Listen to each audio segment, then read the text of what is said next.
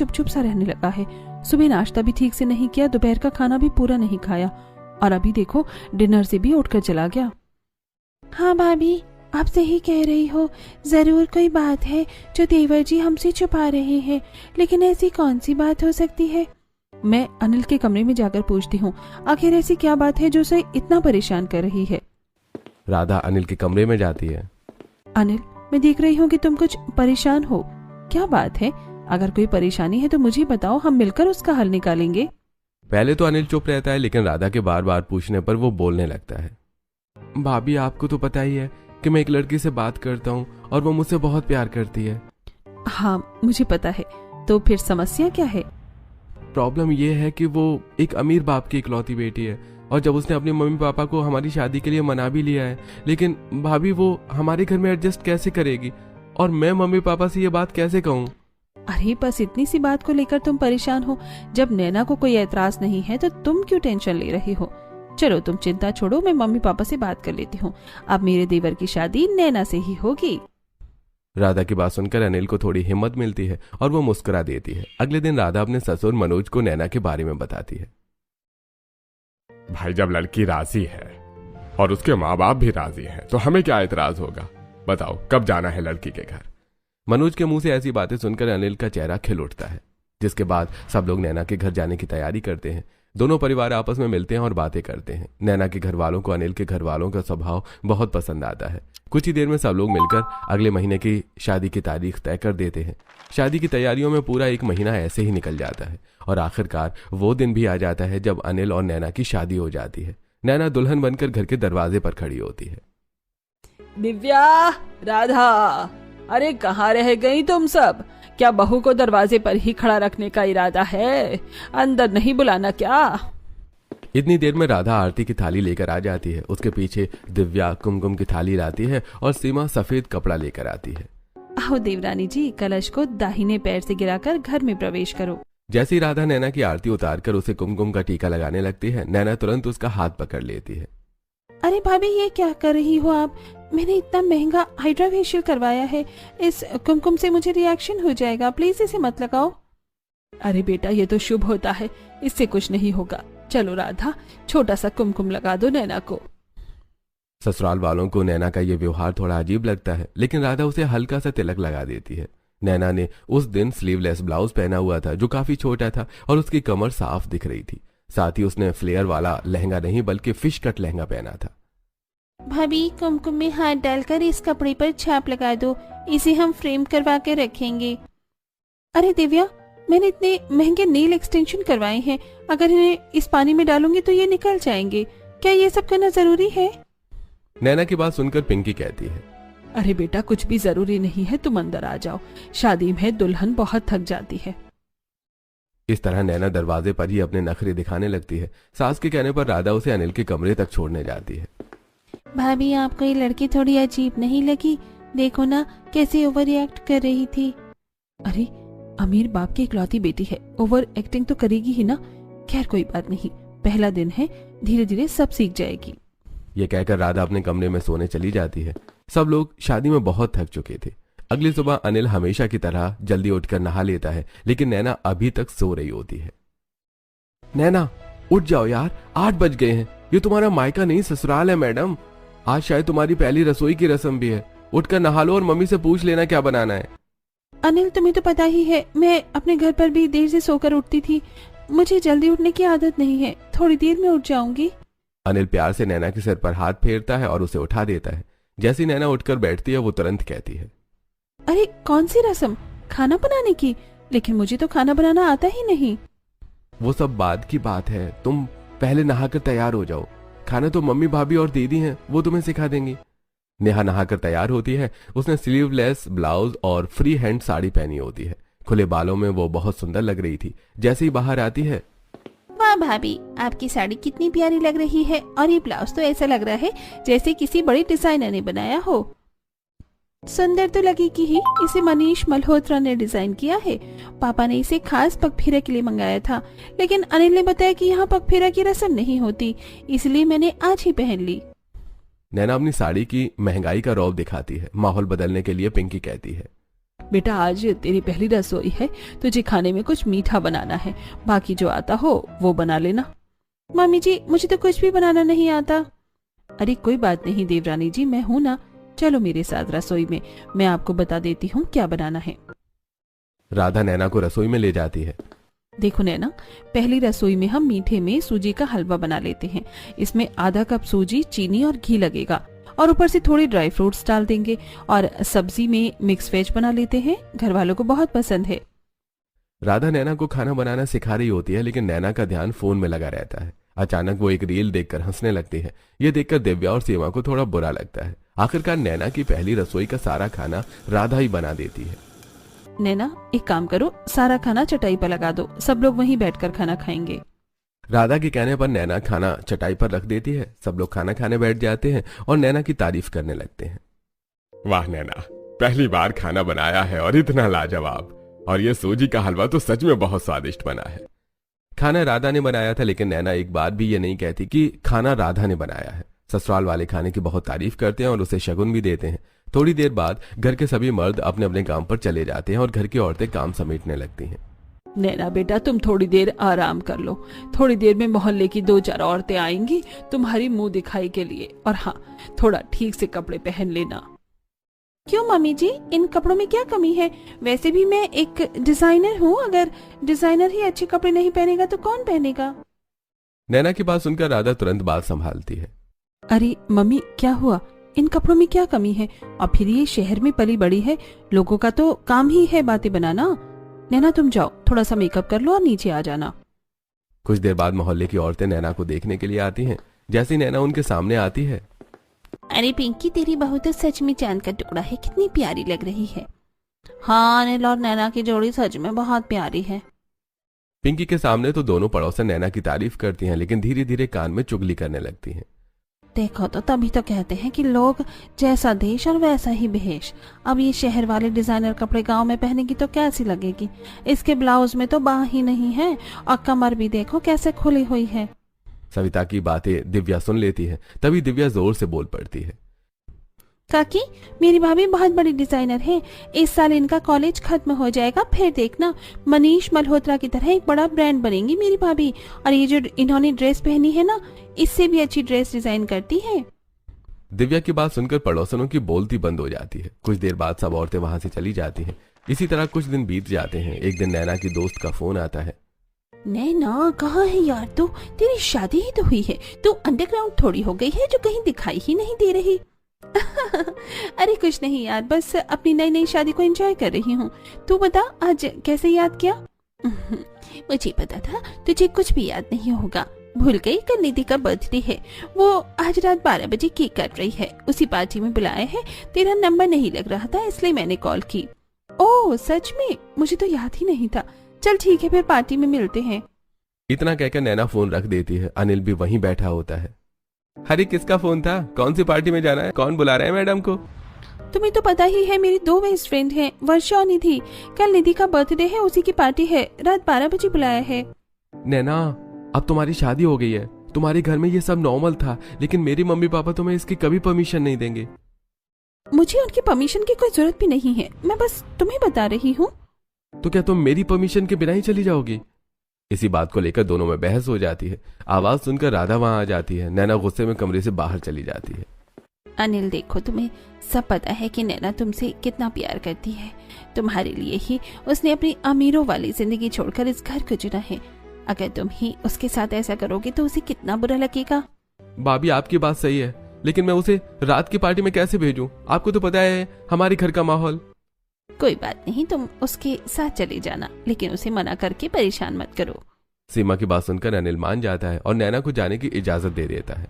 नैना अपनी दोस्त की पार्टी में जाती है और खूब इंजॉय करती है। इसी तरह कुछ दिन बीत जाते हैं। एक दिन अंकित काम से लौटते समय गोलगप्पे लेकर आता है। भैया गोलगप्पे तो मेरी फेवरेट है, सारी मैं खाऊंगी। अरे तेरे लिए नहीं लाया हूँ। तो फिर किसके लिए लाई हो? ये तो मैं नैना के लिए लाया हूँ। कल उसका कुछ तीखा चटपटा खाने का मन कर रहा था। ओहो, बड़ा ख्याल रखा जा रहा है। और नहीं तो क्या, नैना भी तो तुम्हारी तरह ही है मेरे लिए। हाँ जाओ उसे दे आओ। दिव्या गोलगप्पे लेकर नैना के कमरे में जाती है।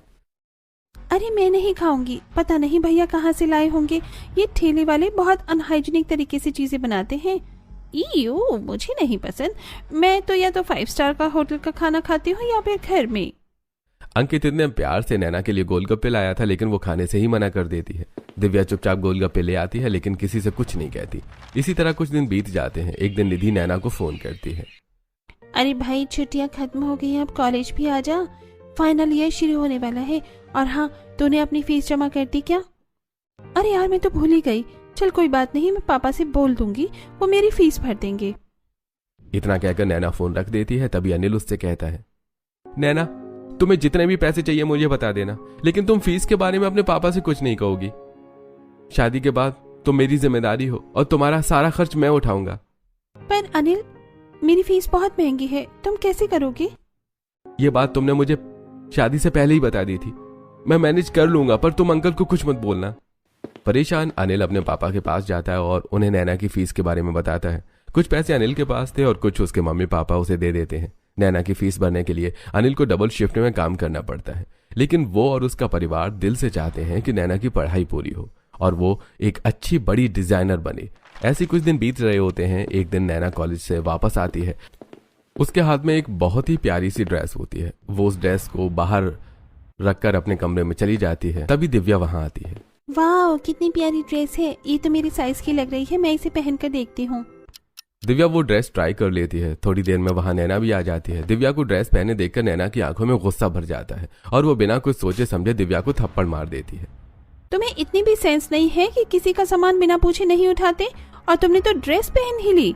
अरे ये ड्रेस मैंने डिजाइन की है, मुझे इसे पैक करना है ना कि तुम जैसे लोगों से गंदा करवाना है। नैना दिव्या को थप्पड़ मार देती है, लेकिन घर में कोई भी नैना को कुछ नहीं कहता। उल्टा सीमा और राधा दिव्या को ही समझाने लगती है। दिव्या, तुम्हें तो पता ही है ना कि नैना थोड़ी मूडी है, लेकिन वो दिल की साफ है, तुम बात को दिल पर मत लगाओ। शाम को जब ये बात अनिल को पता लगती है तो उसे बहुत बुरा लगता है। वो नैना को समझाने की कोशिश करता है, लेकिन उल्टा दोनों में बहस हो जाती है। ऐसे कुछ दिन बीत जाते हैं। एक दिन नैना कॉलेज में होती है। नैना, वर्षा, निधि, जैसा कि आप सभी को पता है, ये फैशन डिजाइनिंग कोर्स का फाइनल ईयर है। आप तीनों की परफॉर्मेंस कॉलेज में सबसे बेस्ट है। फाइनल ईयर में एक फाइनल कंपटीशन होने वाला है, जिसमें आप लोगों को 3 ड्रेस डिजाइन करनी है और अपने अपने मॉडल के जरिए उन्हें रिप्रेजेंट करना है। जिसकी ड्रेस, डिजाइन और मॉडल सबसे परफेक्ट होंगे, उसे डिजाइनर ऑफ द ईयर का अवार्ड जाएगा। साथ ही प्राइस मनी भी मिलेगी और उसका प्लेसमेंट सबसे अच्छी कंपनी में होगा। इतना कहकर संध्या मैम क्लासरूम से बाहर चली जाती है। वर्षा, निधि, तुम दोनों अपनी डिजाइन बनाओ, लेकिन टॉप तो मैं ही करूंगी। सेकंड और थर्ड पोजीशन तुम दोनों को ही लेनी है। नैना की बात सुनकर सब हंसने लगते हैं। नैना एक्साइटेड होकर घर आती है और अपनी 3 ड्रेस के डिजाइन सेलेक्ट करना शुरू कर देती है। चलो, ड्रेस तो सिलेक्ट हो गई, अब इनका मटेरियल लाना है। पहले खर्च देख लेती हूँ कितना आएगा।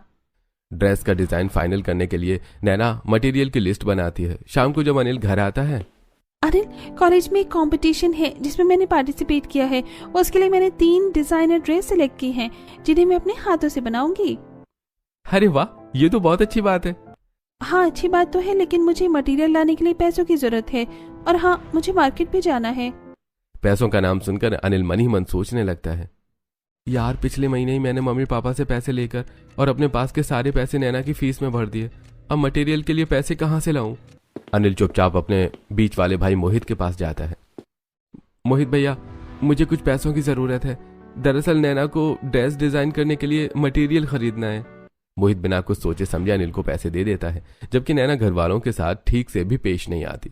फिर भी उसका ससुराल उसके लिए इतना कुछ कर रहा होता है। थोड़ी देर बाद अनिल और नैना मार्केट जाते हैं और मटेरियल खरीदना शुरू करते हैं। अनिल, हम एक बार मॉल पे विजिट कर लेते हैं, क्या पता वहाँ मुझे कोई नया डिजाइन का आइडिया मिल जाए। हाँ, ये सही रहेगा। दोनों एक बड़े से मॉल में जाते हैं। नैना वहां तरह तरह की डिजाइनर ड्रेस देखती है और उनसे कुछ आइडिया लेती है। इसके बाद वो अपनी ड्रेस के लिए सारा मटेरियल खरीद कर घर वापस आ जाती है। अगली सुबह नैना अपनी ड्रेस पर काम करना शुरू कर देती है। तभी उसकी बीच वाली जिठानी वहां आती है।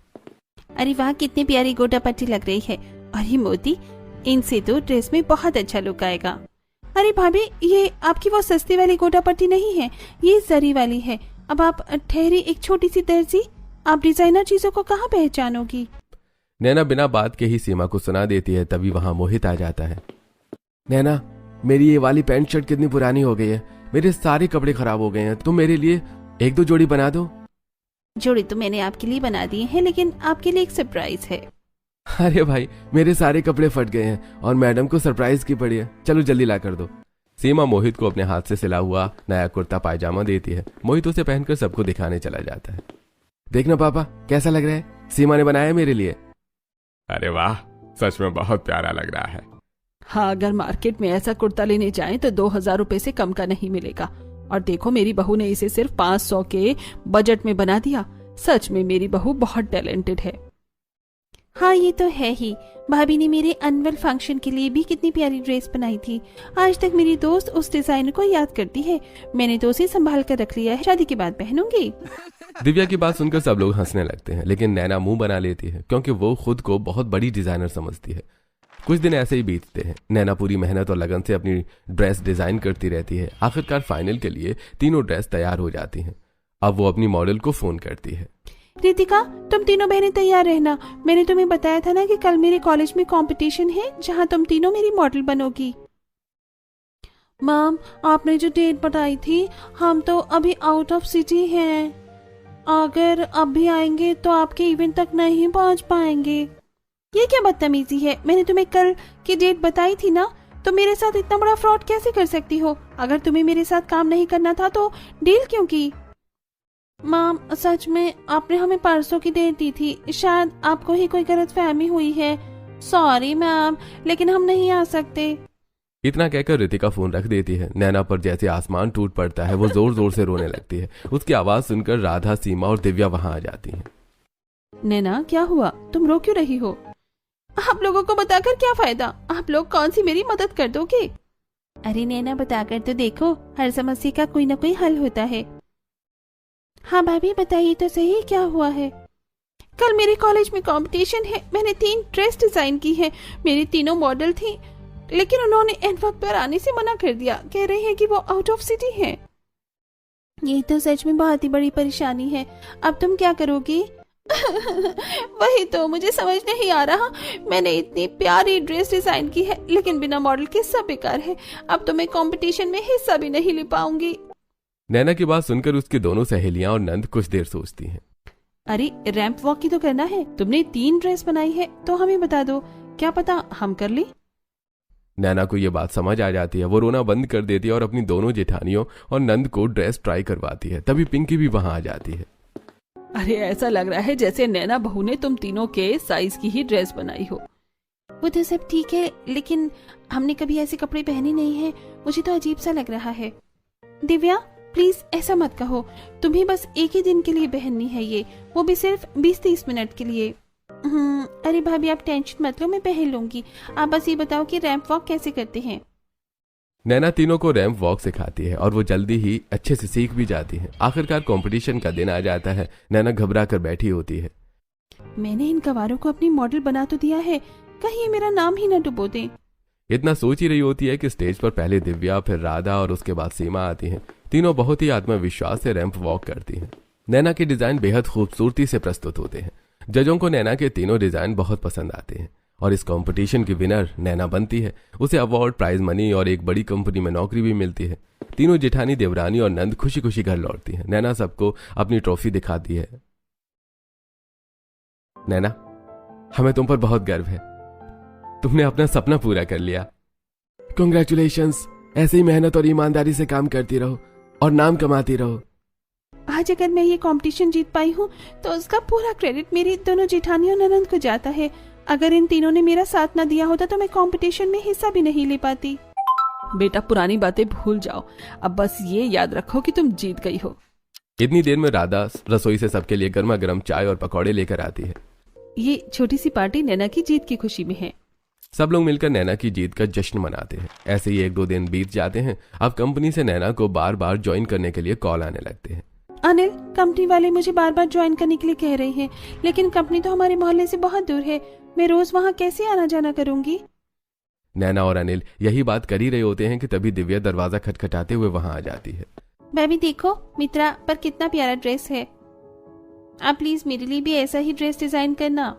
जैसे ही दिव्या नैना को वो ड्रेस दिखाती है, नैना को एक नया आइडिया आ जाता है ऑनलाइन बिजनेस का। नैना तुरंत अपने नाम से एक बिजनेस अकाउंट बना लेती है और अपनी सारी डिजाइन की हुई ड्रेसेस वहां अपलोड कर देती है।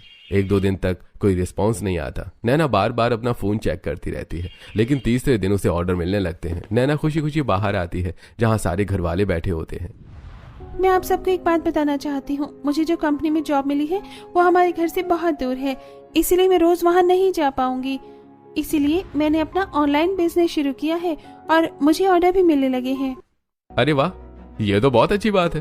तुम ऐसे ही मेहनत करती रहो। लेकिन इसमें मुझे आप सबकी मदद चाहिए।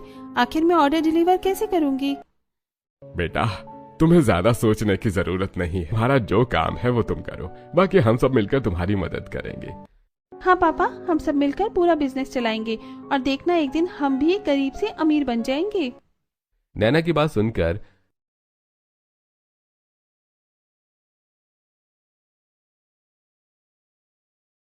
उसके 3 बेटे